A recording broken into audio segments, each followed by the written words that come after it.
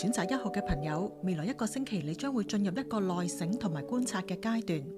宇宙鼓勵你信任自己嘅直覺同埋內在感受，學識靜心觀察，而唔係急於行動啦。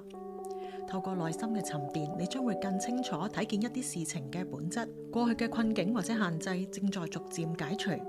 你將感受到更多嘅自由同埋選擇嘅可能。呢段時間你有機會突破過去嘅束縛或者僵局，更清楚自己嘅方向同埋需求，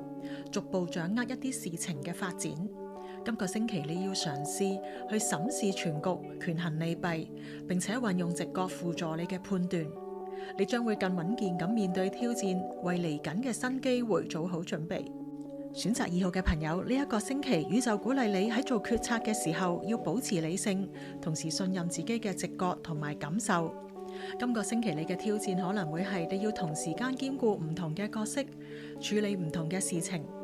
分辨出邊啲對你嚟講係真正重要嘅事情。你將會更容易掌握自己嘅方向，避免因為情緒而受到干擾啦。今個星期嘅好消息呢，就係可能有啲事情會逐漸變明朗，你會發現自己嘅努力同埋付出正在帶嚟實際嘅回報，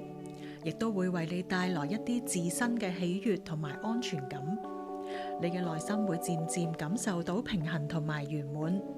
要好好享受呢一份心靈上嘅充實啦。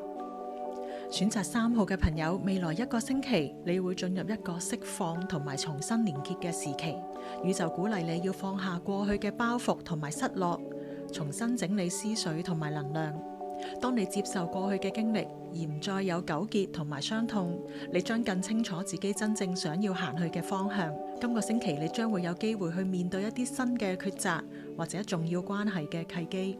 可能你會同一個重要嘅人建立更深層嘅理解同埋合作，帶嚟心靈上嘅共鳴同埋成長。今個星期有一啲時候，你可能會感覺到一啲無名嘅失落，或者記翻起過去一啲未解決嘅遺憾。宇宙提醒你，悲傷雖然係成長嘅一部分，但係千祈唔好停留喺悔恨同埋困惑當中，要學識從經驗中吸取教訓，放低包袱，先至能夠穩健咁迎接新階段嘅挑戰。